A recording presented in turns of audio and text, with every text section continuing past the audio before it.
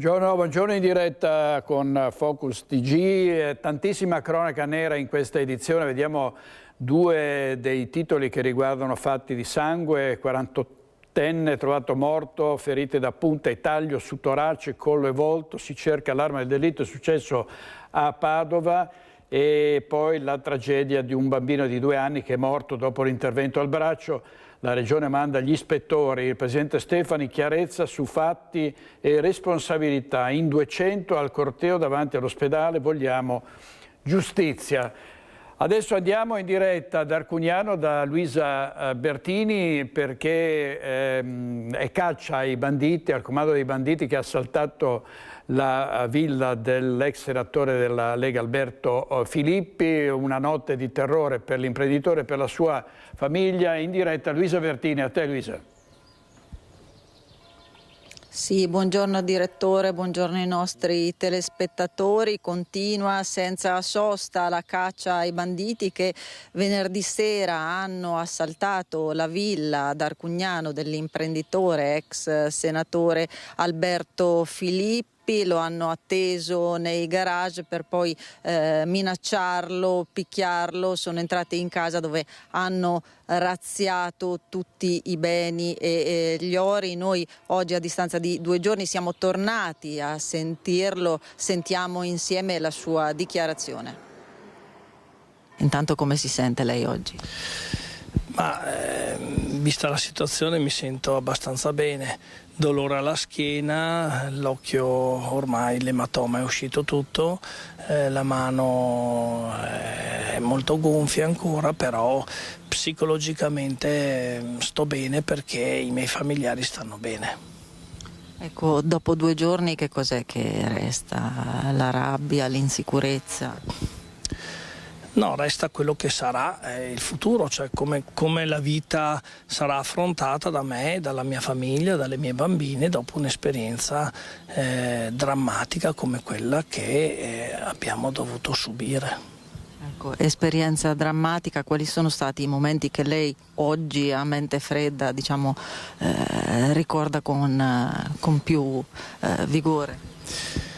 Li riassumerei in 3 pillole, cioè il momento dell'aggressione in garage, poi l'ora di attesa sapendo che mia moglie e le mie bambine erano sequestrate al piano superiore, e poi quando mi hanno portato al piano superiore le ho viste che stavano bene. Ecco, questi sono i 3 momenti proprio dove potrei riassumere il dramma che si è vissuto.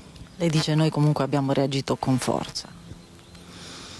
Io lo dico sempre, noi siamo i Filippi, dobbiamo reagire, nulla ci deve stendere. Nella vita io ho affrontato tanti momenti anche difficili e la storia dice che comunque li ho superati, supereremo anche questi e cercheremo di superare seguendo un po' quella che è il pensiero anche taoista. Non tutti i mali devono venire per nuocere e quindi cerchiamo di crescere anche attraverso le disavventure. Ecco, l'avete sentite, la testimonianza toccante di Alberto Filippi, parla del dramma, dei momenti scioccanti che hanno toccato lui e la sua famiglia. Intanto, come anticipavo, proseguono senza sosta le indagini coordinate dai carabinieri. Fondamentali per ricostruire tutti i movimenti saranno anche i filmati delle telecamere di videosorveglianza. Si lavora anche sui targa system disseminati un po' in tutta la zona. Su questo noi abbiamo anche sentito l'avvocato Cesare Dalmaso, che ascoltiamo insieme, poi la linea può tornare allo studio. Le indagini proseguono, fondamentali anche le immagini della videosorveglianza e anche dei targa system. Sì, abbiamo fornito vari elementi che sono tutti al vaglio degli inquirenti adesso, i quali stanno proprio analizzando anche le informazioni che sono state date dalla famiglia. Potrebbero esserci degli sviluppi interessanti di qui a breve, però ci è stato anche detto e pregato di non dare altre ulteriori informazioni. Ecco, l'altro ieri sopralluoghi da parte dei carabinieri che indagano un po' su tutti i fronti. Ieri No, il sopralluogo ha dato un esito positivo insperato. Si stanno valutando e si stanno guardando tutti i movimenti che ci sono stati nella zona e anche prima, e quindi vediamo, abbiamo fiducia. Allora, grazie per il collegamento a Luisa Bertini e a Simone Squarcina da Arcugnano. Come vi dicevamo, è caccia ai banditi che hanno assaltato la villa dell'imprenditore Alberto Filippi. Adesso tra poco andremo in diretta da Lucio Zanato, perché c'è stata un'altra rapina, un altro assalto, questa volta a San Zenone degli Ezzelini, un imprenditore che è stato assaltato e legato anche col guinzaglio del cane, oltre ad essere picchiato, potrebbe trattare la stessa banda che ha colpito ad Arcugnano. Chiedo se è già in diretta Lucio Zanato, lo vedo e quindi andiamo subito da lui. Lucio, a te, grazie. Lucio, sei in diretta.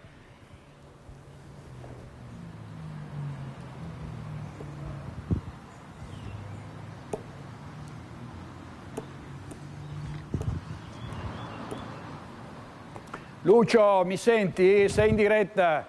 Sì, vai. Buongiorno direttore, Vai. buongiorno direttore. Intanto vi dico, intanto buongiorno anche ai telespettatori di Rete Veneta. Sono qui in via Cabembo, San Zenone degli Ezzelini, la strada, per intenderci, principale, quella che porta verso Bassano, e qui dietro alle mie spalle c'è la villa del titolare del forno d'Asolo, ovvero di Fabio Gallina, 61 anni, che ieri sera è stato vittima di un vero e proprio assalto in villa. Pare 3 persone, intorno alle 20, lui stava rientrando a casa, pare li abbia trovati all'interno e questi hanno reagito, prima con un pugno in faccia e poi legandolo con delle fascette e anche, pensa, con il guinzaglio del cane. L'hanno legato, l'hanno evidentemente coperto negli occhi, anche se lui è riuscito a percepire la presenza almeno di 3 persone, e poi hanno messo a soqquadro la villa, hanno aperto la cassaforte che c'era all'interno, hanno sottratto 20.000 euro in contanti e una pistola e poi si sono dileguati nella notte. Tutto questo intorno alle 20. Dopodiché il titolare, pur sanguinante, è riuscito a liberarsi, dolorante e sanguinante, è riuscito a liberarsi dai legacci, dalle fascette, ed è sceso dalla villa fino qui alla pizzeria Cabembo in mutande, ed è arrivato intorno alle 11 di sera. I titolari hanno visto questa persona, gli hanno prestato subito soccorso, hanno chiamato naturalmente l'ambulanza e adesso il titolare si trova ricoverato all'ospedale in osservazione. Ricordiamo Fabio Gallina, 61 anni, titolare del forno d'Asolo, ovviamente in stato di shock, è stato ricoverato. A questo punto, direttore, direi sentiamo l'intervista che sono riuscito ad avere da Renzo Lucadello, che è uno dei titolari della pizzeria e soprattutto è la persona, insieme ai figli, che ha prestato soccorso appunto a Fabio Gallina, cioè alla vittima, titolare del forno d'Asolo. Sentiamo che cosa mi ha detto e poi linea a te, in attesa magari se riesco ad avere ulteriori informazioni. Ma intanto sentiamo questo, poi linea a te. Ieri cosa avete visto? No, non abbiamo visto nulla, è lui che è arrivato qua legato con le mani dietro col cane, che è un pastore e basta. Là abbiamo chiamato subito i carabinieri, dopo è arrivata l'autovolanza e effettivamente sono arrivati. Lui era qua in mutande, l'abbiamo coperto con delle coperte nostre, perché così. Sanguinante anche? Un po' tutta la parte sbattuta. Ecco, questo è quello che posso dirgli, perché poi di più non... Tutto questo è accaduto verso che ore? 9? Secondo lui è accaduto verso le 8, qualcosa, però lui è arrivato qua quasi alle 11. Alle 11? 10 e mezza passate, perché avevamo appena chiuso le porte, stavamo facendo le pulizie, è arrivato qua e mio figlio che è venuto fuori, l'ho visto, dico, ma dove va quello là così in mutande? Insomma, abbiamo preso paura, dopo sono fuori, ho visto che conoscevamo, che era lui, insomma. Grazie a Lucio Zanato dal luogo in cui è avvenuto questo assalto a una villa, dopo quello all'ex senatore Alberto Filippi. Dicevamo, vedete la data anche il Corriere della Sera, un altro colpo in villa, picchiato, rapinato Fabio Gallina, fondatore del forno d'Asolo. E Lucio Zanato ci darà altri particolari non appena potrà averne. Intanto continuiamo con la cronaca nera, andiamo a Padova dove è stato trovato morto un uomo ferito a coltellate in via dei Colli. In diretta Valentina Visentin e Cristian Rocchi Allende per la parte tecnica. A te Valentina. Sì, buongiorno direttore, ci troviamo nel luogo dove poco prima della mezzanotte è stato ritrovato il corpo di un 48enne, era agonizzante. A dare l'allarme un passante che stava transitando qui. È una strada piuttosto isolata, siamo tra via dei Colli e via Isonzo che porta fuori la città, alle spalle dell'aeroporto, e in un sottopasso sopra la tangenziale è stato ritrovato agonizzante quest'uomo. Sul posto i soccorsi ma è espirato mentre tentavano di rianimarlo. Il medico legale giunto sul posto insieme al pubblico ministero di turno da un primo esame ha riscontrato numerose ferite d'arma da taglio, di punta e di taglio sul torace, sull'addome, sul collo e sul viso, che appunto molte ferite che non hanno lasciato scampo al 48enne, che è stato identificato dai poliziotti della squadra mobile che stanno investigando perché addosso aveva il portafoglio con i documenti. Infatti tra le ipotesi si tende ad escludere quella della rapina finita male, perché nelle tasche del 48enne sono stati ritrovati oltre ai documenti anche il portafoglio con tutti gli effetti personali. Ci troviamo in un posto piuttosto isolato della città, c'è anche un argine dove qui vicino 3 anni fa è stato ritrovato senza vita, sempre accoltellato, un pusher, e non è mai stato ritrovato il colpevole. Le indagini appunto sono condotte dalla squadra mobile e sul posto è arrivata anche la scientifica che per tutta la mattina ha cercato con un metal detector l'arma del delitto, un coltello appunto che al momento ancora non si trova. Maggiori dettagli nelle edizioni serali dei nostri telegiornali. Intanto la linea può tornare allo studio. Grazie molte Valentina Visentin e Cristian Rocchi Allende in diretta da Padova. Facciamo un salto in Friuli Venezia Giulia. A Trieste sono state trovate una bomba inesplosa e 2 pistole. Sono intervenuti gli artificieri nel bosco del Farneto durante un'operazione di pulizia del polmone verde di Trieste. Vediamo. 2 pistole e una bomba inesplosa. Sono le sorprese inaspettate che hanno reso necessario prima l'intervento della polizia locale e poi quello di artificieri e polizia scientifica durante l'attività di pulizia del Bosco del Farneto, andati in scena questa mattina, sabato 18 aprile, grazie all'organizzazione del Comitato di Trieste della Croce Rossa, nell'ambito del progetto Raccogli, Recupera, Ricicla, un'iniziativa realizzata con il patrocinio del Comune, in collaborazione con Acega, Sapies e Amga e con il sostegno del Rotaract Club di Trieste. Mentre decine di volontari si muovevano lungo il boschetto, muniti di sacchetti dell'immondizia e guanti, alcuni partecipanti, tra cui l'assessore comunale al territorio Michele Babuder, hanno rivolto la loro attenzione a degli oggetti che spuntavano vicino a degli alberi poco distanti dalla pensilina degli autobus di Piazzale Popovic. In primis le 2 pistole di fabbricazione relativamente recente. Il rinvenimento ha reso necessario l'intervento della polizia scientifica, che ha attentamente repertato le 2 armi, in particolare una Glock. Spetterà ora agli investigatori fare le valutazioni del caso circa la provenienza e l'eventuale collegamento con episodi criminali. Gli esperti hanno effettuato sul posto, proprio nell'aiuola che dà su via Marchesetti, tutti gli accertamenti del caso, fra cui il rilevamento di eventuali impronte. Discorso ben diverso invece per quanto spuntato fra le erbacce, una bomba da mortaio inesplosa risalente alla Seconda Guerra Mondiale, ritrovamento che ha reso necessario l'intervento degli artificieri e la preventiva recinzione dell'area. L'ordigno infatti dovrà essere inertizzato con l'intervento degli esperti del Genio Militare di Udine, reparto quanto mai operativo nell'ultimo anno a Trieste, dalla bomba scoperta in porto e fatta brillare in mezzo al golfo ai proiettili di artiglieria ripescati di recente dal porticciolo di Barcola. Servizio del nostro Marco Stabile, il caporedattore della nostra redazione di Tele4 a Trieste. Adesso andiamo invece in diretta, torniamo in Veneto a Dolo, perché c'è stata un'altra aggressione nel pronto soccorso di Dolo ai danni del personale. A te Ilaria, in diretta con Alberto Pivetta. Sì, buongiorno direttore, buongiorno ai nostri telespettatori. Ennesima aggressione al personale sanitario dell'ULSS 3 è successo appunto al pronto soccorso di Dolo.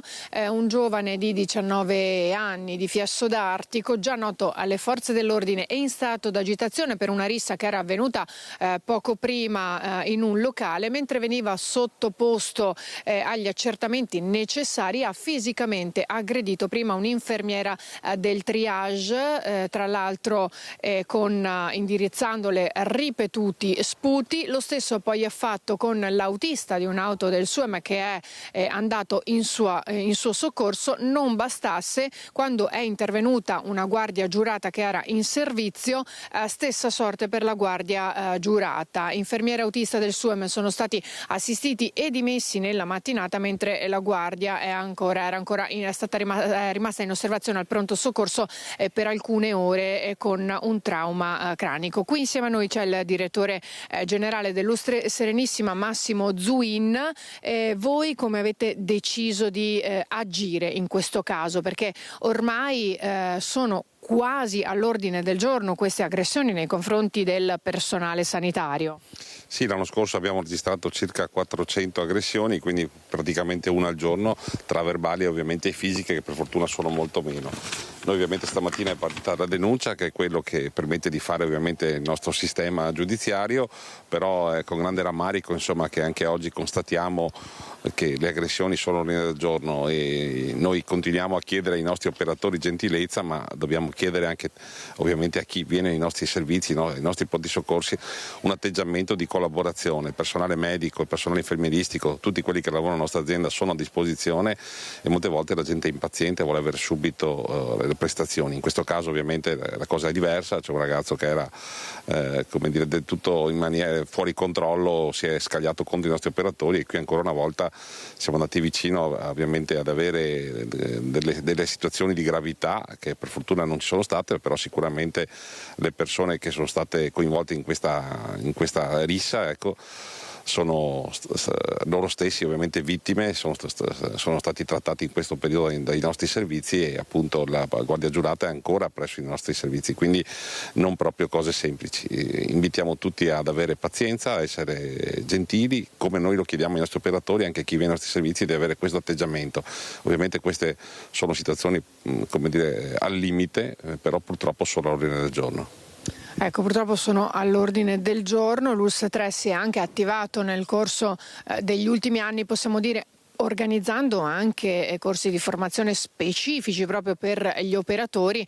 Si cerca di fare quanto più possibile, però non sempre si riescono ad evitare questi episodi, purtroppo. Sono arrivate anche le dichiarazioni del presidente della regione Alberto Stefani, esprime la più ferma condanna a questo nuovo episodio. Ha detto: gli episodi di violenza continuano a crescere e troppo spesso a pagarne le conseguenze sono proprio coloro che dedicano la propria vita professionale e la cura agli altri. Proprio per questo, oltre alla solidarietà, ha dichiarato: abbiamo scelto di intervenire con azioni concrete per sostenere e proteggere chi opera in prima linea, destinando oltre 60 milioni di euro alle indennità per il personale dell'emergenza urgenza. Prima di restituire la linea, io ringrazio anche il direttore dell'ULSS 3 Massimo Zuin. Un'ultima notizia, perché c'è stato un atto vandalico ai danni della sede elettorale del candidato sindaco Simone Venturini in campo Santa Marina. Ignoti hanno imbrattato le vetrate con scritte offensive e minacce rivolte ai candidati che sostengono appunto Venturini. Lui ha commentato un episodio grave: abbiamo denunciato fin dall'inizio il clima pesante di questa campagna elettorale alimentato da un rancore, da un odio ingiustificato nei confronti della nostra coalizione. Quanto accaduto a Campo Santa Marina è la prova tangibile di una deriva che tenta di sostituire il confronto democratico con l'insulto, le minacce, l'intimidazione. Ovviamente per la coalizione, dice, non c'è alcun passo indietro. Ecco, avete dunque sentito questo quanto accaduto. Qui da Mestre è tutto, restituisco la linea allo studio. Grazie Ilaria Marchiori e Alberto Pivetta per la parte tecnica, ovviamente grazie al nuovo direttore generale della ULSS veneziana Massimo Zuin. Vediamo un altro caso di minacce negli ospedali. Un tunisino ha minacciato il personale che gli aveva rifiutato di fare l'elemosina, denunciato dalla polizia, è stato accompagnato al centro di rimpatrio, è successo a Vicenza. Momenti concitati in ospedale quando un utente in stato di agitazione ha riferito agli agenti del posto di polizia dell'ospedale di Vicenza di aver avuto poco prima un diverbio con un cittadino extracomunitario che, vistosi rifiutare l'elemosina, aveva minacciato la moglie e il figlio. Così gli agenti sono riusciti a rintracciarlo all'esterno dell'area ospedaliera senza documenti di identità. Dagli accertamenti è stato identificato in un cittadino tunisino con alle spalle precedenti di polizia e irregolare sul territorio nazionale. Inoltre è emerso che l'uomo era già stato precedentemente espulso dal territorio nazionale ed anche arrestato per aver violato il divieto di reingresso. È stato quindi indagato in stato di libertà per rispondere del reato di minacce e accompagnato al centro di permanenza per il rimpatrio di Gradisca di Sonzo su decreto di espulsione del questore di Vicenza. Oggi regia Francesca Pezzo, Andrea Basso e Tony Paul. Vediamo la vicenda della morte di Adam, un bambino di 2 anni che è morto dopo un intervento al braccio all'ospedale di Rovigo. Dopo l'esposto della famiglia, sul caso sta indagando la procura di Padova. Domani mattina la comunità egiziana ha organizzato una manifestazione pacifica di solidarietà davanti all'ospedale del capoluogo polesano. La data non c'è ancora, ma l'incarico sarà affidato la prossima settimana. Sarà l'autopsia a stabilire le cause della morte di Adam Mohamed Abdelmoeti Ibrahim Seddiq, il bambino di 2 anni di origine egiziana morto martedì nell'ambulanza che dall'ospedale di Rovigo lo stava portando d'urgenza a Padova. Era arrivato a Rovigo proprio martedì con i genitori che vivono in provincia di Parma per un intervento definito di routine, il riposizionamento dei tendini del braccio destro, procedura già eseguita in Egitto quando il piccolo aveva 6 mesi. L'intervento non aveva avuto successo, per questo, giunti in Italia, i genitori si erano rivolti all'ospedale Santa Maria della Misericordia di Rovigo. Poco dopo l'inizio dell'operazione, il disperato trasporto del bambino, che sarebbe già stato in arresto cardiaco all'ospedale di Padova, cui Adam sarebbe arrivato già senza vita. Una tragedia per la famiglia che adesso chiede di conoscere la verità. I genitori, seguiti dai legali Stefano Zoia e Cristina Gulisano, hanno presentato denunce ai carabinieri di Padova. Sul caso la procura ha aperto un'inchiesta. Fondamentale l'esito dell'autopsia per dare una risposta alle angosciose domande dei genitori che avevano accompagnato in ospedale un bambino che rideva e giocava e adesso non possono più abbracciarlo. A loro si è stretta la comunità egiziana che sta fornendo supporto. Anche l'ULSS 5 Polesana ha espresso cordoglio e vicinanza alla famiglia. Servizio di Chiara Gaiani. E vediamo anche l'indagine che è stata aperta dalla Procura di Padova e le parole del Presidente Stefani che ha annunciato l'invio di ispettori. Ecco, il piccolo Adam, la Regione manda gli ispettori all'ospedale di Rovigo? Sì, abbiamo attivato una procedura con Azienda Zero che permette ovviamente delle visite ispettive dopo l'audit clinico da parte del reparto. Questo è quello che noi amministrativamente dobbiamo fare, poi ovviamente la Procura farà il suo corso e noi siamo assolutamente convinti che la Procura sarà in grado di dimostrare eventuali responsabilità del caso. Passiamo alla situazione di grande difficoltà per tanti settori dovuti alla guerra in Medio Oriente, cioè un aumento dei prezzi del carburante. Purtroppo, nonostante l'annuncio riapre lo stretto di Hormuz, il giorno dopo è stato richiuso dagli iraniani, è ancora chiuso, per cui non ci sono diciamo, spiragli in questa vicenda drammatica. C'è un grosso problema per gli autotrasportatori anche in Veneto. Sentiamo il loro presidente Michele Varotto. Le ragioni del fermo che Confesato Trasporti, che ha aderito al coordinamento di Unatras, sono il silenzio assoluto del governo sul caro carburanti. Hanno emesso dei decreti che sono inutili, inutilizzabili e hanno solo danneggiato la categoria. Quindi lunedì verrà depositato il fermo, che sarà intorno al 20 maggio seguendo l'autoregolamentazione, sperando che le aziende non si fermino prima per mancanza di liquidità. Il governo è stato assente, silente e non ha seguito per niente la categoria dei trasporti e della logistica. Credo che in questo momento sia opportuno che si convocano immediatamente per portare alla normalità del settore del trasporto. E questa è una delle conseguenze dei grandi problemi che nel caso specifico dipendono dalla geopolitica, dallo scontro in atto tra Stati Uniti e Iran. Poi ci sono invece problemi più locali che diciamo, prescindono dallo scenario internazionale. Per esempio quello dei residenti e dei commercianti in Corso San Felice a Vicenza, che sono scesi in strada per protesta, chiedono al Comune di modificare il tracciato del Metrobus che spazierà via e pista ciclabile. Non veniamo ascoltati dall'amministrazione comunale. In questo momento cerchiamo ancora di spiegare che la scelta di questo progetto futuro del doppio senso a San Felice è sbagliato tremendamente. Commercianti e residenti di Corso San Felice e Fortunato tornano a scendere in strada in una via costellata di striscioni che scandiscono come un mantra lo slogan No bus doppio senso, un riferimento al progetto voluto dal Comune di realizzare il percorso del Metrobus in entrambe le direzioni. Dopo la petizione promossa dai cittadini per modificare il tracciato, le 1100 firme raccolte sono state consegnate a fine anno, ma l'amministrazione continua a restare in silenzio. Ecco perché ora i comitati passano dalla protesta simbolica e politica ad un atto formale. Ci stiamo mobilitando, oggi noi presentiamo alla stampa una diffida commessa in mora all'amministrazione in cui spieghiamo tutti i problemi che ci sono in questa via e abbiamo sempre bisogno di trasparenza, che fino adesso ce n'è poca, e di non occultare i progetti che non vediamo. Ci stanno prendendo in giro. Beh, questa diffida è un ulteriore richiamo all'amministrazione, perché è finito il tempo delle mancate risposte e oggi i commercianti e i residenti pretendono una risposta definitiva. La perdita dei parcheggi della pista ciclabile per far passare il Metrobus sarà un evento che decreterà la fine dei negozi di vicinato, sottolineato ancora dai commercianti. Verrà a mancare un presidio di sicurezza a margine di Campo Marzo.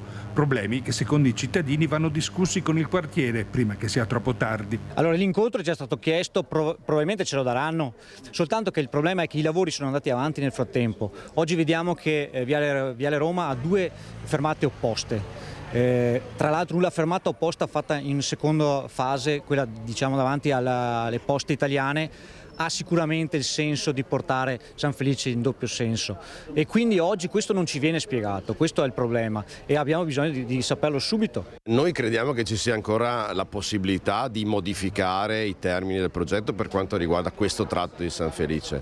È chiaro che i tempi si stanno riducendo e di conseguenza tante persone, tanti commercianti oggi chiaramente sono in attesa di questa risposta.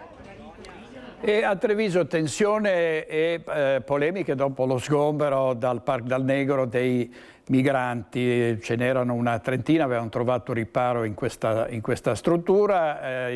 Questa notte hanno dormito sotto i portici in via del municipio. Andiamo in diretta da Cristian Arboit e Nicoletta Rizzetto per la parte tecnica. A te Cristian. Buongiorno a te direttore, a tutti i telespettatori di Rete Veneta, anche da parte di Nicoletta Rizzetto. È stata una notte di solidarietà, così possiamo definirla, qui in centro a Treviso, dove associazioni, mondo della politica, diverse sigle e Don Giovanni Kirchner hanno dormito con i migranti, con alcuni dei migranti sgomberati la scorsa settimana dal Parc dal Negro. C'era Caterina Dozzo, consigliere comunale per la lista Denardi, c'era Gigi Calesso di Coalizione Civica, c'erano rappresentanti anche di AVS, qui rappresentata da Marco Scolese. Una notte all'addiaccio, Dozzo, per lanciare quale tipo di messaggio? Per lanciare due messaggi. Il primo è che con l'invisibilità non si risolvono i temi. Abbiamo deciso che i nostri corpi servivano per dimostrare solidarietà e protesta nei confronti di un sistema che appunto rende invisibili certe persone, vuole dare delle risposte appunto giocando con questa invisibilità, invece tutt'altro. Noi siamo tutte persone, abitiamo tutte nella stessa città, la attraversiamo allo stesso modo e dormiamo insieme finché non troveremo delle soluzioni concrete che rispettino innanzitutto i diritti di queste persone, ma anche la dignità, la possibilità di uscire da un sistema di precarietà che non permette poi insomma di costruirsi una quotidianità come quella che poi molti di noi stamattina quando si sono svegliati hanno ricominciato a vivere. Ecco, questa è sicuramente un'azione straordinaria, molto simbolica, fortemente simbolica, ma non solo, è anche profondamente coinvolgente, e vogliamo che lo sia fino a quando non verranno trovate le soluzioni adeguate che vogliamo. Ci troviamo, tanto per intenderci, a una ventina di metri in linea d'aria da Cassugana. Io ti faccio sentire, direttore, prima di parlare appunto con Calesso e Scolese, ti faccio sentire Don Giovanni Kirchner, grande promotore di questa iniziativa, parroco a Santa Maria del Sile, che dice due cose molto specifiche, ovvero serve un tavolo allargato alle categorie economiche, cita la Confindustria, fa intendere che già ci sono dei contatti con diversi imprenditori e due, se non si trova una soluzione a stretto giro di posta, la mobilitazione prosegue, quindi si dormirà all'addiaccio anche stanotte. Ma sentite le parole di Don Giovanni. Perché lo avete fatto? Che messaggio avete voluto lanciare? Il fatto che non ci sono persone di serie A e persone di serie B, quindi quelle di serie A hanno la casa e possono stare tranquilli, mentre quelli di serie B possono anche dormire per strada perché in qualche modo sono invisibili. Ci siamo spostati dalla loro parte in modo che tutti potessero vederli, perché purtroppo se a dormire in strada sono gli italiani, allora si accendono i riflettori e non sono più invisibili. Che cosa deve fare il comune, che cosa deve fare la prefettura operativamente per dare una mano a queste persone? Ma io penso che la questione non sia quello che deve fare il comune o che deve fare la prefettura, ma è quello che dobbiamo fare noi. Insieme troviamo un modo per collaborare, perché io credo che né la prefettura né il comune abbiano tutte le risorse o le capacità o le competenze per affrontare il problema. Se ci mettiamo insieme come cittadini, come sistema, con le associazioni di categoria, con i sindacati, con Confindustria, con tutti quelli che possono dare una mano, se ci mettiamo insieme probabilmente una soluzione complessiva si può trovare. Quindi serve un tavolo allargato anche alle categorie economiche, perché tanti di quei giovani che voi state supportando lavorano. Io ho l'impressione che le categorie economiche siano anche interessate e disponibili. Ho avuto un segnale in questo senso questa settimana, quindi penso che ci sia disponibilità da parte loro. Dormirete sotto i portici anche stanotte, Don Giovanni? E se non ci sono delle risposte, la nostra intenzione è quella di continuare lì o altrove.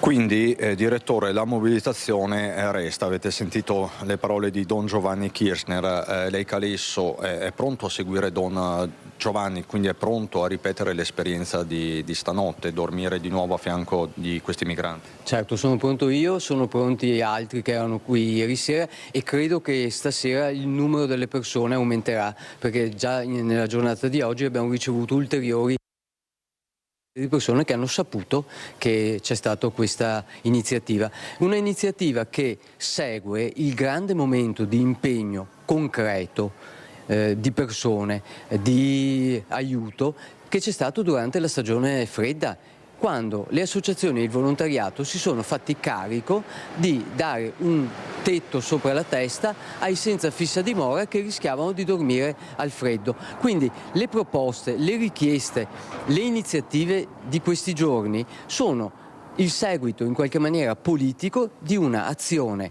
estremamente concreta che è stata svolta in questi mesi dalle stesse associazioni, dagli stessi volontari.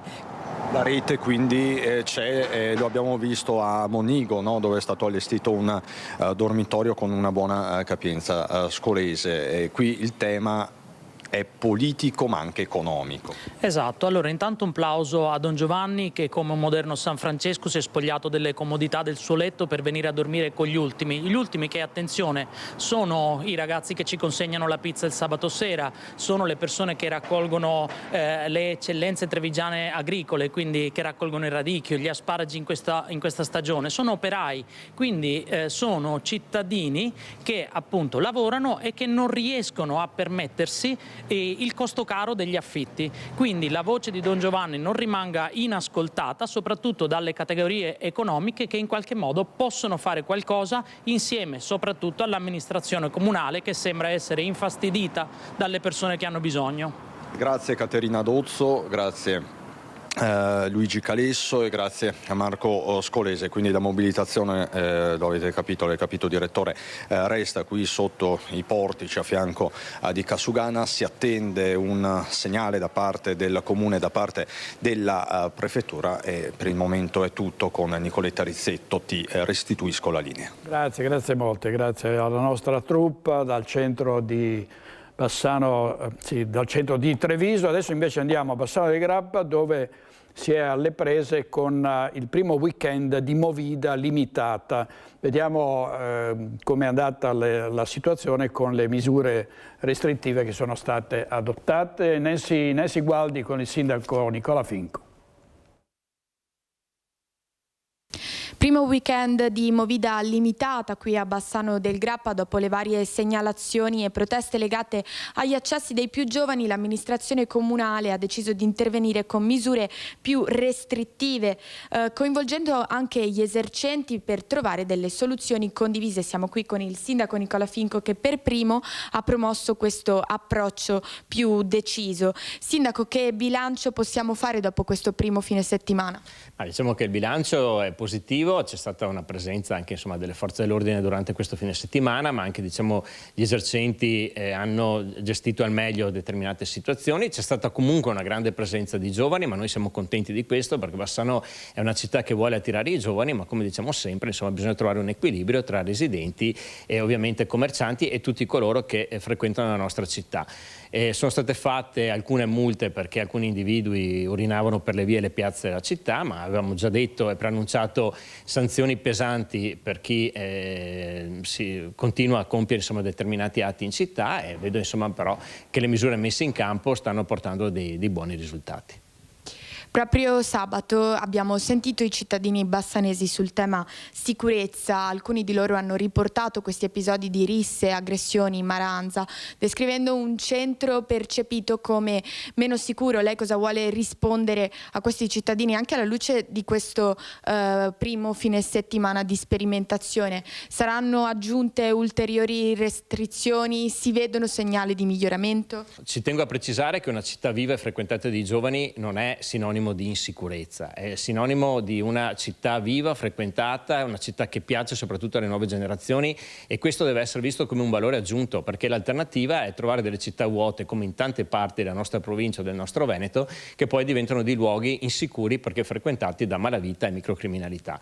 Noi stiamo lavorando per trovare un equilibrio tra ovviamente la presenza di questi giovani e garantire ovviamente la tranquillità anche dei residenti, però ci tengo a precisare che Bassano è una città sicura. C'è il tema dei maranza. Maranza, ma il tema di Maranza è un tema molto delicato perché stiamo parlando di minorenni, spesso e volentieri impuniti perché ovviamente non esistono misure particolari nei confronti di minorenni. È un fenomeno che stiamo monitorando anche attraverso l'appoggio delle forze dell'ordine e del questore, però mi sento di dire che Bassano è una città tranquilla e lo possiamo verificare tranquillamente con numeri alla mano. È una città viva che ha una movida importante nel fine settimana che porta circa dalle 7-8 mila persone. È un fenomeno che va regolamentato, che va gestito, ma però una città viva non vuol dire che è una città insicura, anzi Bassano è una città più che sicura. Ricordiamo brevemente quali sono le misure che sono state adottate per contenere vari problemi legati alla movida. Ma abbiamo praticamente inasprito alcune sanzioni che riguardavano alcuni comportamenti illeciti di alcuni avventori dei locali, ma abbiamo anche parlato con i rappresentanti delle associazioni di categoria per chiedere ad ogni esercente di attenzionare il pubblico, di limitare la musica e se vedono situazioni particolari ovviamente di intervenire immediatamente. Molti di loro hanno sottoscritto anche il patto civico e quindi consiste anche nell'avere dei bodyguard al di fuori dei propri locali proprio per garantire insomma la massima sicurezza e tranquillità. Quindi stiamo intervenendo in collaborazione anche con i diretti interessati, però insomma penso che l'abbiamo già visto questo fine settimana con un lavoro attento da parte nostra ma anche da parte delle altre forze dell'ordine. Penso insomma che la nostra città possa continuare a essere una città vivibile pur rispettando quelli che sono i regolamenti e le leggi vigenti. Così il sindaco di Bassano del Grappa, Nicola Finco, al microfono di Nancy Galdi. Vediamo gli infortuni sul lavoro, purtroppo ce ne sono troppi e non manca mai di doverne riferire. Questa volta siamo nel Pordenonese, un 36enne che si è ferito alla mano rimanendo incastrato in un macchinario di un'azienda che produce formaggi. Sì, buongiorno e ben ritrovati. Oggi ci troviamo a Ramuscello, frazione di Sesto Arregana, più precisamente lungo la strada regionale 463, all'esterno della ditta Venchiaredo, dove questa notte, intorno a mezzanotte e 20, si è verificato un grave incidente sul lavoro. Più precisamente un operaio di 36 anni stava lavorando nella linea di produzione di formaggio Stracchino quando improvvisamente si è ferito gravemente alla mano destra con una macchina porzionatrice. Sul posto si è attivata la macchina dei soccorsi, arrivati gli operatori sanitari del 118 e i carabinieri anche della stazione di Fiume Veneto per tutti i rilievi del caso. E fortunatamente non è in pericolo di vita, lo diciamo fin da subito, è stato trasportato d'urgenza all'ospedale di Pordenone e da quanto ci riferiscono proprio gli stessi carabinieri del comando provinciale di Pordenone ha ricevuto una prognosi di 30 giorni e attualmente è ricoverato ancora in ospedale. Seguiranno sicuramente ulteriori aggiornamenti questa sera al telegiornale di Pordenone, al telegiornale regionale. Per il momento da Ramuscello è tutto, a te in studio. Grazie a Federico De Rosse, all'operatore Michele Zanette. E gli infortuni purtroppo avvengono spesso per cadute dall'alto, tanti infortuni anche in provincia di Belluno, e su questo c'è stata una riflessione per capire come evitare in particolare queste cadute da impalcature e da tetti di capannoni. Un segnale chiaro arriva dal territorio. La sicurezza sul lavoro resta una priorità, soprattutto nei settori dell'installazione, della manutenzione e del sistema casa, dove il lavoro in quota è all'ordine del giorno. Negli ultimi 30 giorni in provincia di Belluno si sono registrati 3 infortuni causati da cadute da scala. Un dato che conferma un trend preoccupante affrontato nel corso di 2 incontri promossi dal Comitato Paritetico Regionale per la Sicurezza.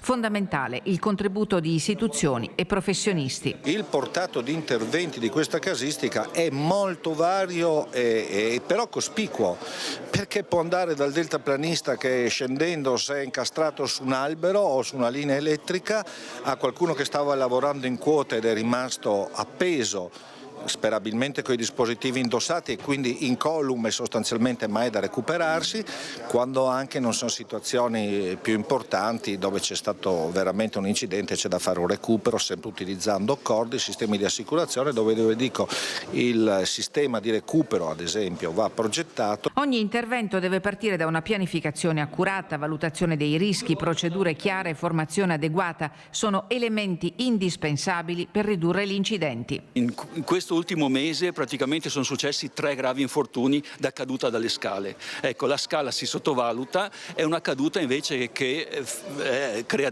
tanti danni alle persone, per cui quando cadi da 1,5 metri, 2 metri ti fai male purtroppo. Ecco, suggeriamo il discorso di rispettare le regole. Dalle analisi emerge che molti incidenti derivano non solo da comportamenti errati ma anche da carenze organizzative e progettuali. La formazione in quota varia dal semplice lavoro su una copertura, lattonieri, coperturisti, fino ad arrivare a lavori in forte esposizione, in fune come disgaggisti, montatori di reti paramassi. Nel lavoro, a differenza dell'alpinismo, il rischio non è una scelta, deve essere sempre controllato e ridotto attraverso competenze e rispetto delle regole. L'unica cosa che ci dà risposta è essere moderni e diminuire gli infortuni che abbiamo.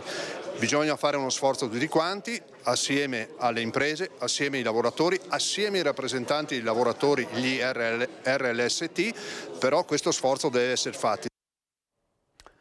Di Tiziana Bolognani, vediamo il passaggio delle carte di identità cartacee a quelle elettroniche entro il luglio del 2026, una scadenza che è stata voluta dall'Unione Europea che ha rimesso in difficoltà gli uffici comunali. Finora sono stati rottamati, tra virgolette, 5.000 documenti, si tratta di un vero e proprio record. Siamo qui a Palazzo Uffici, proprio dove vengono fatte ogni giorno centinaia di carte d'identità grazie al lavoro indefesso dei nostri dipendenti, un lavoro che viene mostrato dai numeri. Ci hanno detto in queste settimane che il Comune di Vicenza non faceva abbastanza. Abbiamo più che raddoppiato tutte le carte d'identità che produciamo ogni giorno, ogni mese, e addirittura siamo stati presi d'esempio dagli altri comuni. È proprio di oggi la lettera del prefetto firmata insieme al sindaco che riconosce alla nostra città un grandissimo impegno in questo senso. Sono oltre 5.000 le carte di identità cartacee che sono già state convertite in documento elettronico in conformità al regolamento europeo dall'inizio dell'anno. Parte da questo dato incoraggiante e meritorio tanto da essere indicato come esempio dal prefetto l'assessore competente alla digitalizzazione del Comune di Vicenza, che ha contribuito ad organizzare un servizio speciale degli impiegati comunali per fare fronte al grande numero di richieste, per un totale di 13.800 documenti. Un percorso che ha coinvolto volontariamente circa 27 dipendenti comunali, ma con modalità che erano state aspramente criticate dal sindacato CUB, che aveva promosso una mobilitazione. La CUB non ha mai incontrato i nostri dipendenti, si è arrogata il diritto di parlare a nome loro, tant'è che alla fine, dopo che ci ha avanzato delle richieste che abbiamo pure accolto, ha dovuto chiamare uno sciopero solo degli straordinari, uno sciopero che quindi non è misurabile e a cui comunque non ha assolutamente aderito nessuno. Mi spiace davvero, perché le rivendicazioni sindacali sono giuste e legittime e dobbiamo prenderne atto quando vengono fatte, però la loro azione rispetto a quella di altri sindacati è stata quella di totale rottura. Il problema qual è? È che ne viene meno il servizio per i cittadini. Dal servizio scuola bus alle asfaltature, ai tanti cantieri di lavori pubblici avviati o in procinto di partire, comuni e province del Veneto in crisi a causa dei rincari dell'energia e delle materie prime. Ed è un dilemma per i sindaci, cioè tagliare servizi o aumentare i costi per i cittadini. Il sindaco di Treviso, Conte, che è anche presidente di ANCI Veneto, è andato a Roma per cercare di concordare una strategia con il governo per affrontare la questione nel lungo termine, ma anche nell'immediato.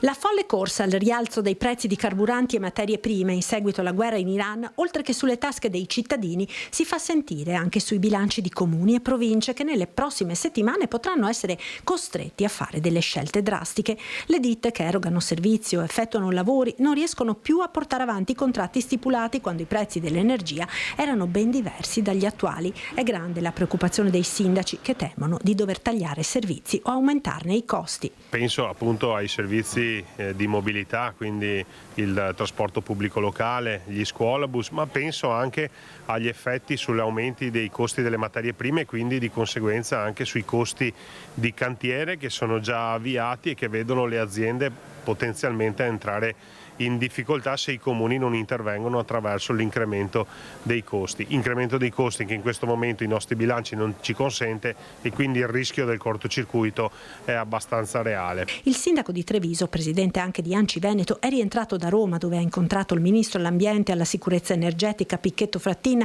per condividere strategie future. Però servono anche provvedimenti immediati, quindi ci mettiamo a disposizione, ci appelliamo al governo sostenendolo perché chieda a gran voce stabilità a livello internazionale con un'Europa più forte che possa mettere la parola fine a questa situazione che incide sempre e solo nelle tasche dei cittadini. Nell'immediato uno dei servizi più a rischio è quello del trasporto scolastico per i comuni, per le province quello delle asfaltature delle strade. Ricordo che le province in Veneto gestiscono più di 7.000 km di strade e in questo periodo solitamente si fanno i lavori di manutenzione e di asfaltature. I costi del bitume e di tutti i derivati di prodotti petroliferi hanno avuto un incremento molto significativo, per cui le richieste di rinegoziazione sono sempre più frequenti. Per il momento comuni e province stanno tamponando con trattative con le imprese. Se la situazione permane, ANCI e UPI stanno monitorando la situazione con tutti i comuni e le province del Veneto proprio per eventualmente elaborare delle proposte e farsi portavoce a livello governativo e parlamentare per interventi normativi di sostegno alle amministrazioni locali che sono in situazioni di grande difficoltà. E non nascondono le loro preoccupazioni i sindaci della Marca tra costi alle stelle, opere da accantonare e bilanci da far quadrare. E lancio un ultimo, veramente un accorato appello, ma credo di interpretare il pensiero di tutti i colleghi a prescindere da colori politici. Allo Stato siamo messi male, abbiamo bisogno di interventi non solo concreti ma urgenti perché la situazione sta veramente aggravandosi di giorno in giorno. Un appello al governo che suona più come un grido d'aiuto, quello del sindaco di Gaiarine, che come i suoi colleghi si trova a fare i conti con costi che aumentano di giorno in giorno. Da un lato ci sono lavori e servizi da garantire ai cittadini, dall'altro bilanci comunali da far quadrare. Di situazione critica parla il primo cittadino di Fara di Soligo. Nei giorni scorsi con l'ufficio tecnico ho fatto i conti di circa un 20-25% in più solamente di energia elettrica. Questo comporta circa 100.000 euro sul bilancio del comune. Anche sul tema dei rincari dei lavori pubblici e non solo, adesso faremo tutta una serie di valutazioni. Con il riscaldamento che al momento con la bella stagione alle porte non pesa sui bilanci, ad essere accantonati in questa fase potrebbero essere gli interventi di asfaltatura di strade e marciapiedi, visto il prezzo del bitume alle stelle. L'aumento del costo dell'asfalto dovuto all'aumento del costo del bitume sta creando un danno incalcolabile ai comuni, che proprio in questo periodo sono alle prese con le manutenzioni di strade e marciapiedi. Lo Stato può fare subito quello che gli compete, e cioè aiutare i comuni e aiutare il costo di quelle materie prime necessarie alla sicurezza del popolo italiano, riducendo l'IVA o anche producendo maggiormente il bitume. A Ponzano sono in corso lavori di rifacimento dei marciapiedi. Per la prossima settimana era previsto un ulteriore intervento da circa 300.000 euro. Nelle prossime ore il sindaco incontrerà il direttore lavori per capire se sarà possibile portarlo a termine. A Cessalto, nel Consiglio Comunale del mese scorso, sono già stati messi nuovi stanziamenti, ma sarà necessario ratificare un'ulteriore variazione per le spese in aumento, per quanto ancora limitate, perché calmierate da appalti pluriennali, ma anche grazie all'efficientamento energetico. C'è però un'emergenza silenziosa che mi preoccupa molto e che è quello del costo della benzina e del gasolio. Ogni giorno i nostri preziosi volontari percorrono decine di chilometri per consegnare i pasti a domicilio e accompagnare le persone fragili negli ospedali che non sono proprio vicino a noi. Il cuore e il lavoro di questi volontari è gratuito, ma i costi di gestione e dei mezzi pesano all'interno delle casse comunali. Quello dei trasporti ad anziani, disabili, ma anche studenti, uno dei servizi che potrebbe essere rivisto. Se i costi sono vertiginosi così, la prima cosa che ti viene a fare è tagliarli, no? Però poi come fanno le famiglie? Perché poi ci chiediamo anche questo da buoni amministratori. Servizio di Francesca Bozza è ospite dell'Assemblea degli studenti del Liceo Galilei di Silvazzano Dentro. Il presidente Stefani ha affrontato il tema dei costi e della crisi internazionale per le imprese, aprendo anche all'approvvigionamento di gas dalla Russia. Sentiamo. Il filo diretto con il governo ci deve continuare ad essere uno stimolo importante per il governo per quanto riguarda famiglie e imprese. Noi lato regione, ovviamente avendo competenze in materia sociale e sanitaria, in particolare abbiamo messo a disposizione dei fondi anche per famiglie e imprese, ovviamente di carattere sociale. Ovvio che non bastano, perché la sfida di un'emergenza del genere non può essere affrontata da una regione, noi abbiamo fatto la nostra parte.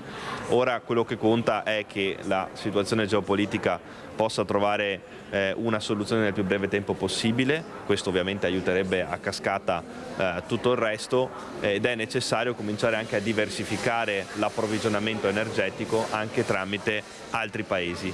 Io sono assolutamente d'accordo con l'apertura al gas russo. In questo momento di difficoltà l'Europa, i nostri paesi devono fare gli interessi dei nostri cittadini. Se continuiamo ad essere schiavi di una situazione internazionale disastrosa come quella di adesso, noi fra qualche mese ci troveremo in una situazione totalmente emergenziale, ancora di più di quella in cui oggi ci troviamo. Dobbiamo cominciare a studiare una diversificazione dell'offerta energetica, dell'approvvigionamento energetico, nel breve termine anche riaprendo alcuni mercati. Così il presidente Stefani. Adesso torniamo in diretta a Treviso. Dopo lo sgombero dei migranti dal Parc del Negro, hanno dormito sotto i portici via del municipio. C'è Cristian Arboi con il sindaco Mario Conte. A te Cristian. Sì, direttore, prima eravamo con i protagonisti della notte sotto i portici, con le persone che hanno dormito a fianco dei migranti sgomberati negli scorsi giorni dal Parc del Negro. Avete sentito le parole di Don Giovanni Kirchner e chiaramente abbiamo subito contattato il sindaco Mario Conte, perché la questione è calda e va affrontata subito, anche perché insomma, questa mobilitazione sta facendo discutere un po' tutta la città, sindaco Conte.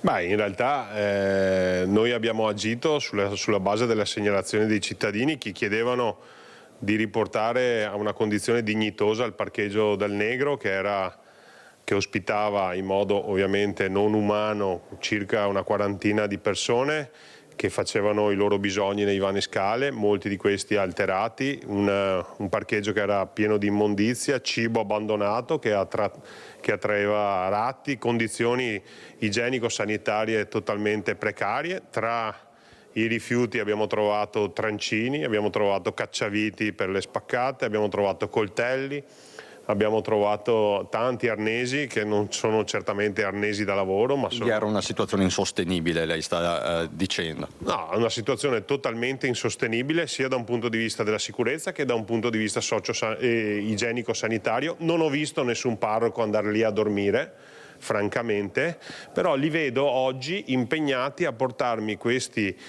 4, 5, 10 migranti sotto il municipio. Non capisco perché non li portino per esempio in altri luoghi, penso al seminario vescovile piuttosto che al portico del Duomo, ma li portano sotto il municipio, quel municipio che sta investendo 750.000 euro all'anno per l'accoglienza, che ha raddoppiato i posti a disposizione per l'accoglienza, che sta costruendo luoghi per l'accoglienza. E questi parroci, uniti ovviamente a una parte dell'opposizione di sinistra, li porta sotto il municipio semplicemente perché ha voglia di strumentalizzare la vicenda, di far politica sulle spalle di questa povera gente. Francamente noi continuiamo a lavorare con grande serietà, collaborando con Caritas, collaborando con Sant'Egidio, ma soprattutto coordinati con la Prefettura, perché se si vuole essere responsabili su questo tema non bisogna agire in modo modo improvvisato, come fa sempre Don Giovanni Kisner, tant'è che lui porta a casa queste persone, dopodiché i problemi glieli devono sempre gestire qualcun altro, e quindi francamente comincio a essere anche un po' stanco di questa situazione. Per me possono continuare a venire qui tutte le notti. Lui ha già detto che se non ci sarà una soluzione anche questa notte scenderà in piazza con questi migranti. Bene, può fare quello che vuole ovviamente. Noi lavoriamo seriamente, lui continua a fare provocazione. Ovviamente di questa situazione ne parlerò anche con il Vescovo, perché credo che sia intollerabile che ci siano dei preti che invece di collaborare, per esempio attraverso la Caritas con Don Bruno, provochino politicamente. Però voglio dire, siamo anche abituati a questo tipo di situazioni, quindi per me possono fare quello che vogliono. Non ho visto Don Giovanni Kisner andare a dormire al Parc del Negro, quindi si sveglia un po' tardi, però vabbè, noi continuiamo a trovare soluzioni. Grazie Sindaco Conte, mi pare Direttore che la polemica ci sia tutta, che la dialettica attorno a questo sgombero e alle sue ripercussioni, che la dialettica sia quella che hai sentito, quella che vedi, quindi i toni sono alti, vedremo appunto nelle prossime ore che cosa accadrà. Per il momento a Casugana è tutto, con Nicoletta Rizzetto ti restituisco la linea. Grazie Cristian, bene, in effetti il Sindaco non le ha mandate a dire, dal nostro punto di vista ha ragione, perché non deve farsi carico, chiedere al Comune di farsi carico di problemi che possono risolvere anche altri, cioè per esempio la Chiesa. Sarà interessante sapere quale sarà il risultato dell'incontro che il Sindaco Conte avrà con il Vescovo di Treviso, Monsignor Tomasi. Andiamo in pubblicità con i nostri registi Francesca Pezzo, Andrea Basso, Tony Pol, torniamo subito, state con noi.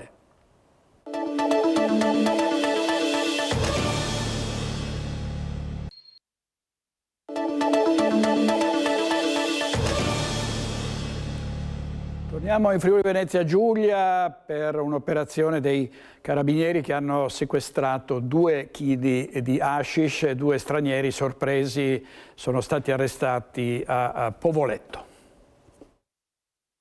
Sorpresi con 2 kg di hashish in auto ad un controllo dei carabinieri sulle strade di Povoletto, 2 stranieri di 31 e 36 anni sono stati arrestati per detenzione di sostanze stupefacenti ai fini di spaccio. Il controllo dei carabinieri è avvenuto giovedì sera da parte dei militari del nucleo radiomobile della compagnia di Udine insieme ai colleghi della sezione operativa. Entrambi gli arrestati risultano residenti a Udine. Il veicolo è stato intercettato e perquisito dopo che gli occupanti avevano manifestato atteggiamenti sospetti. La perquisizione sia personale che del veicolo stesso è stata effettuata con la collaborazione dei carabinieri in borghese. Nell'abitacolo, occultati sotto la ruota di scorta, erano custoditi 20 involucri di plastica da circa 100 grammi ciascuno, contenente hashish, pronti per essere ceduti sul mercato della droga di Udine e Interland. La sostanza stupefacente è stata sequestrata e 2 arrestati condotti nel carcere di Via Spalato, a disposizione dell'autorità giudiziaria per l'udienza di convalida.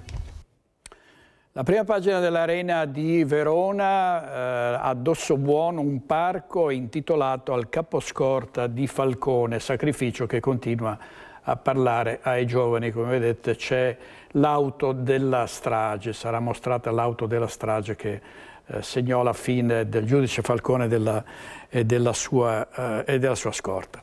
Andiamo avanti con la cronaca bianca, cioè i problemi che riguardano le nostre amministrazioni, i nostri comuni. A Nove in via Newton è finito lo stallo dopo che è durato 20 anni. Sentiamo.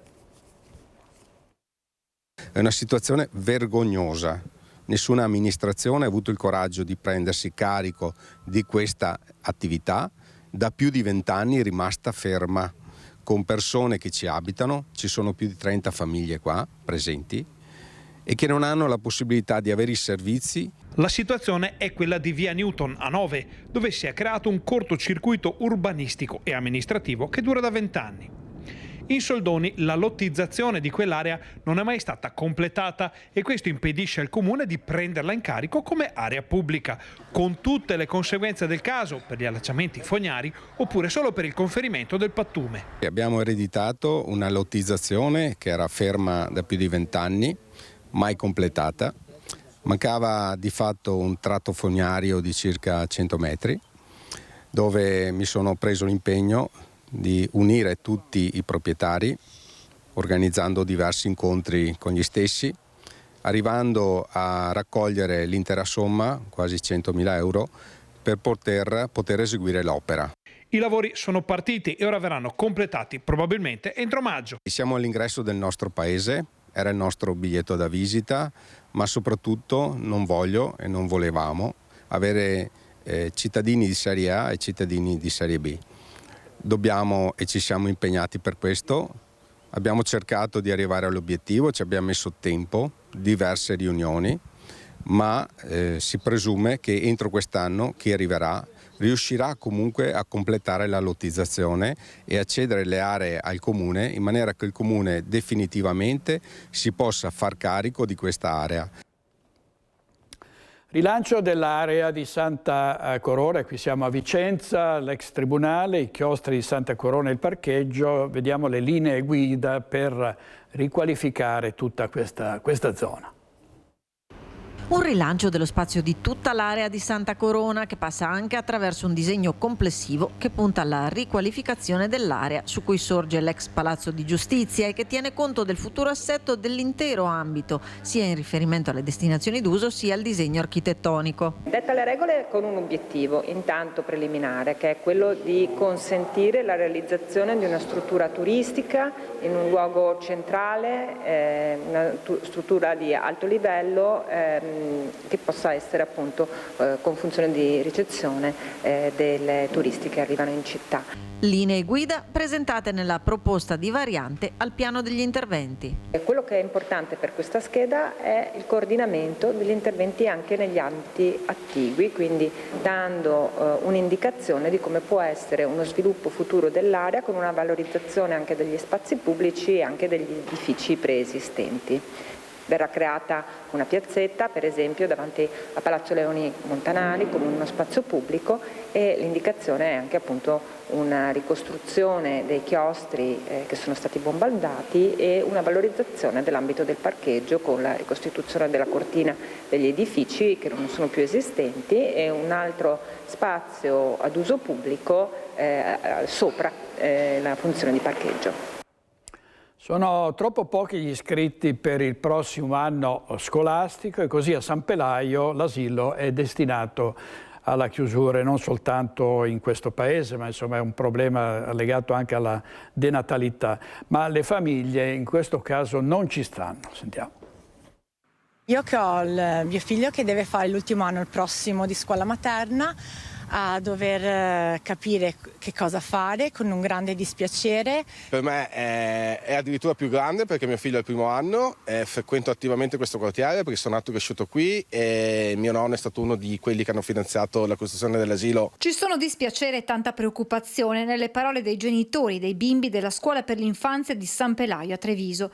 È di qualche giorno fa la decisione della parrocchia, comunicata loro in una riunione, di chiudere l'asilo una volta terminato l'anno scolastico in corso. È una notizia che ci è arrivata un po' caduta dall'alto, noi genitori non ne sapevamo nulla e ci ritroviamo quindi a questo punto dell'anno a dover capire che cosa fare. Si tratta sia di noi genitori dei bambini ma soprattutto anche le maestre, perché le maestre sono venute a sapere di questa notizia solo il giorno prima, quindi il 14 di aprile. Purtroppo l'attività dell'asilo non è economicamente sostenibile, riferisce la parrocchia.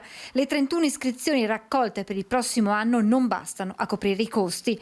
L'anno scorso le difficoltà nei conti erano state sopperite da un aiuto economico straordinario della diocesi. Soltanto per mezzo di quell'aiuto si è attivato l'anno scolastico in corso.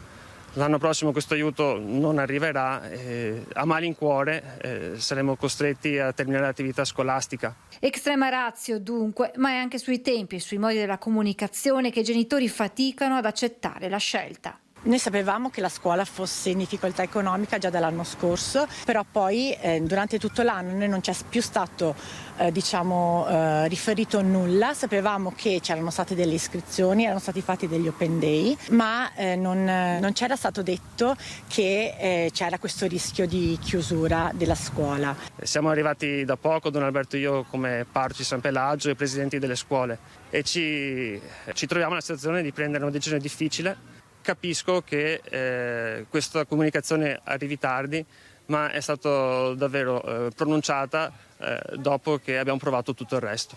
La possibile alternativa suggerita alle famiglie dei parroci di iscrivere cioè i bimbi al vicino asilo di Ponzano, parrocchia in collaborazione con quella di San Pelaio, non piace ai genitori che ne contestano le motivazioni di fondo. Non è solo una questione di basso tasso di natalità, di un numero basso di iscrizioni, perché comunque per il prossimo anno ci sono 31 iscritti ad oggi. Per scongiurare la chiusura dell'asilo, non solo un servizio ma anche spazio di aggregazione per il quartiere, i genitori hanno deciso di rivolgersi direttamente al vescovo con una lettera e di sensibilizzare anche i residenti con una petizione pubblica.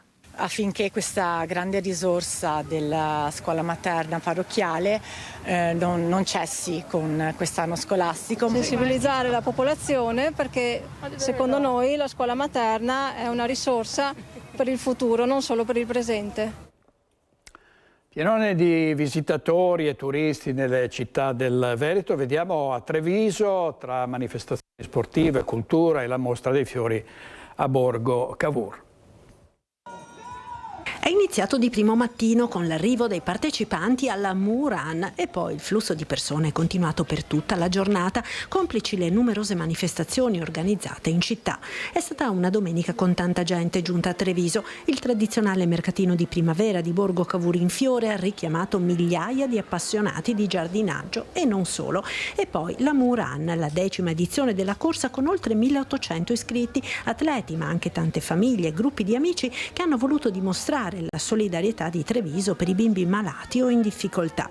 Associazione per mio figlio, una mano per un sorriso for children, 2 onlus dedicate ai bambini, una proprio qui all'ospedale di Treviso, quindi locale, e una invece tra Nairobi e quei bambini un po' meno fortunati. Quest'anno abbiamo già consegnato ieri gli assegni per un totale di 6.000 euro, superando i 100.000 euro in 10 anni donati. Dallo sport alla cultura, numerosi in questa domenica, nonostante il tempo incerto, i turisti giunti in città per ammirare le bellezze artistiche di Treviso. Comitive e gruppi in coda anche per entrare alla mostra da Picasso a Van Gogh a Santa Caterina. Gran lavoro anche per bar e locali pubblici. Siamo molto soddisfatti, i numeri vanno nella direzione giusta, quindi il turismo sta crescendo, stanno crescendo anche i residenti, quindi questo è un motivo di soddisfazione ma anche una grande responsabilità.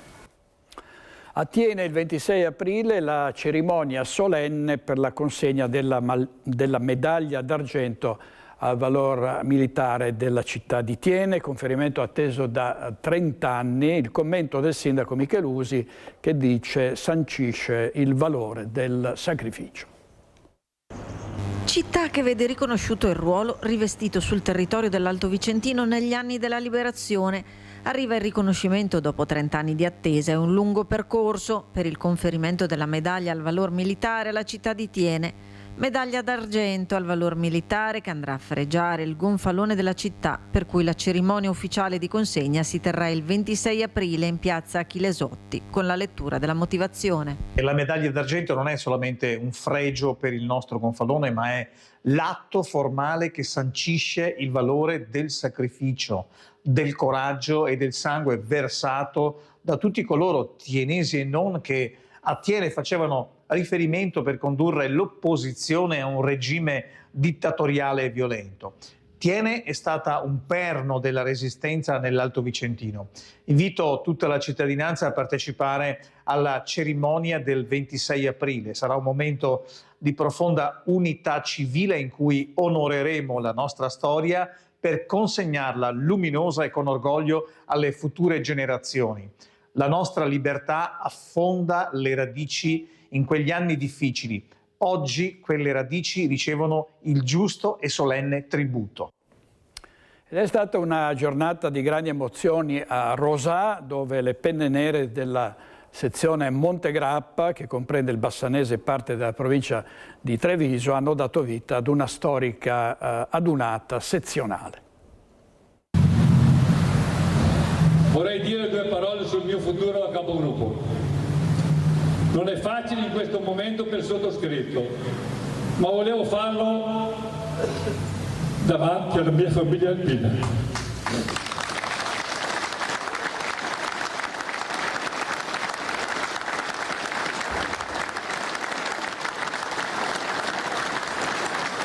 Dopo 11 anni da capogruppo è arrivato di mettere lo zaino a terra. Sono stati anni impegnativi, ma ricchi di soddisfazioni.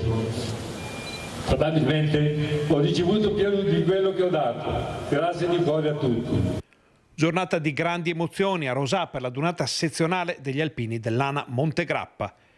Il più emozionato di tutti è Mario Baggio, il capogruppo rosatese, che non trattiene le lacrime nell'annunciare il proprio addio al ruolo che l'ha portato a organizzare una 3 giorni che resterà nel cuore e nella memoria delle penne nere.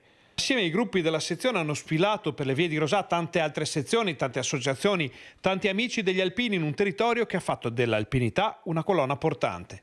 E questo rapporto è sottolineato anche dal presidente nazionale Sebastiano Favero. Grazie signori sindaci, grazie di essere qui con noi oggi per ribadire quel legame forte, quello vero che c'è tra gli alpini, tra l'Associazione Nazionale Alpini e il proprio territorio, questa attenzione che è importante, è uno degli elementi del nostro statuto, uno degli elementi fondamentali, insieme il rispetto, insieme la memoria, ma insieme anche, lasciatemelo dire, che è il grande nostro segreto, la capacità di stare insieme, di condividere e di essere solidali, di saper dare senza chiedere, di saper essere capaci di fare senza parlare. Questo è il grande nostro segreto, questo siamo noi, saremo noi oggi e anche domani. Viva l'Italia, viva gli alpini! Favero ha ricevuto dalla sindaca di Rosà, Elena Mezzalira, la cittadinanza onoraria che è stata conferita all'associazione per ribadire ancora una volta che da queste parti gli alpini sono di casa, letteralmente. Tanti giovani hanno sfilato, tanti bambini delle scuole, tanti che hanno partecipato ai campi scuola degli alpini, portandosi a casa anche i valori delle penne nere. Valori che vanno dall'io al noi, dal gruppo alla responsabilità di ciascuno per mettere nel mirino sempre un altro obiettivo, come sottolinea il presidente della Montegrappa. Ognuno di noi deve essere responsabile. Io sono responsabile. E se successo c'è e se vittorie si raggiungono, sono grazie a noi, a sapere fare squadra, con passione, con determinazione, testardi non come i muli, più Qui dei non c'è muli. un titolo, accidenti.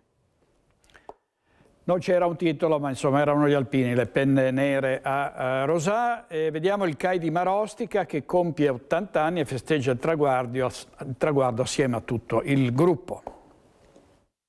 È un motivo di grandissimo orgoglio, appunto 8 decenni di attività, di passione per la montagna, per i valori che contraddistinguono il nostro sodalizio.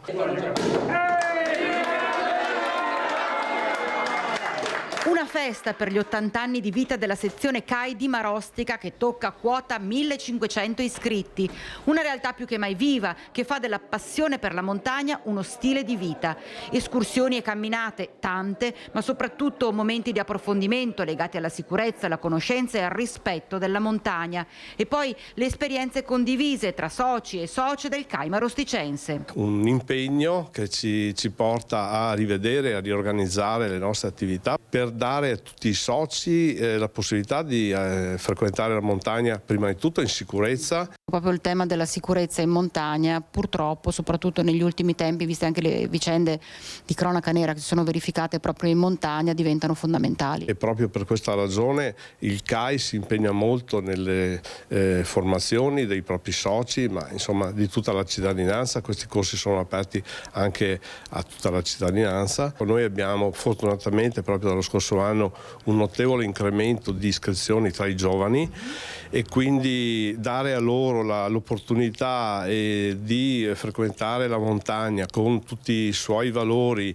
e con la libertà che ti dà, no? L'ambiente montano è credo gratificazione enorme. E quando chiediamo al Presidente cosa significhi per lui la montagna, non ha dubbi. È un sentimento, ecco. Andare in montagna è vivere un sentimento.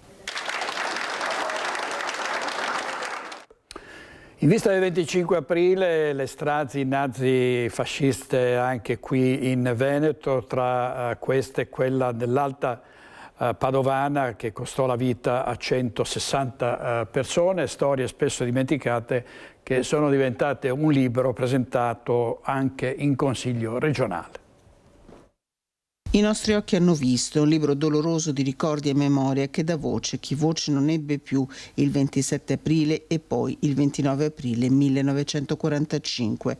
160 persone, 24 uccise dai tedeschi a Santa Giustina in Colle, 136 in una strage infinita lunga tutto il 29 aprile, partita nella mattinata a Sant'Anna Morosina e proseguita ad Abbazia Pisani, Loveri di San Martino di Lupari, fino a Castello di Godego. Alle voci di chi morì ridanno suono il racconto di Nicoletta Masetto e Daniela Borgato nel libro edito da Becco Giallo, illustrato con stile essenziale da Irene Carbone. Presentato in Consiglio regionale, il libro è destinato alle ragazze e ai ragazzi della generazione Z perché conoscano e non dimentichino. Giorni di memoria per tutto il territorio. Anche quest'anno, il 27 aprile, a Santa Giustina in Colle, la strage sarà ricordata con una messa e un reading teatrale dal titolo Ultimo cielo di aprile, voci dall'eccidio. A Castello di Godego, i comuni di San Giorgio in Bosco, Villa del Conte, San Martino di Lupari si daranno appuntamento il 29 aprile.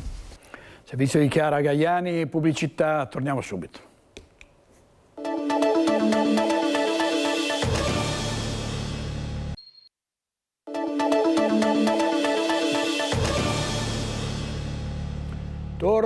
Torna la tradizionale manifestazione di trail running e outdoor che attira migliaia di appassionati, e cioè le Due Rocche Asolo Prosecco Trail.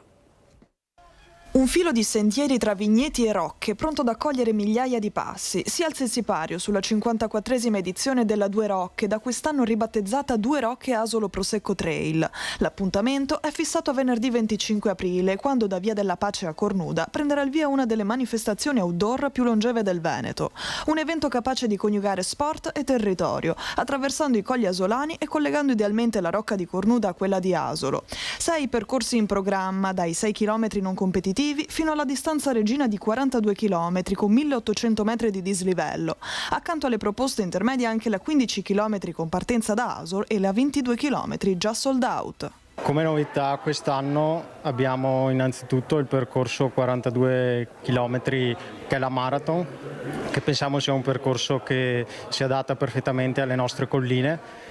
E un'altra importantissima novità di quest'anno è la partnership che abbiamo con il consorzio Asolo Montello, con il presidente Noal che ha creduto in noi per valorizzare il territorio, il connubio tra territorio e sport con l'enogastronomia e l'enoturismo. L'evento segna anche una nuova fase grazie alla collaborazione con il Consorzio Vini Asolo Montello, con l'obiettivo di valorizzare un territorio vocato all'enoturismo e alla produzione di eccellenze, come l'Asolo Prosecco Superiore di OCG. Noi abbiamo sposato in maniera molto convinta l'iniziativa della Due Rocche Asolo Prosecco Trail, proprio perché è un evento sportivo sì, ma non solo sportivo. È un evento di comunità, come mi piace chiamarlo, un evento di festa, di presenza nel territorio e quindi di conoscenza da parte di molte famiglie che arrivano qua anche per competere, ma per conoscere le bellezze del nostro territorio. Ricordo che il nostro consorzio tutela 3 denominazioni: l'Asolo Prosecco Superiore di OCG, il Montello DOC di OCG e il Montello Asolo DOC. Insomma, ce n'è per tutti.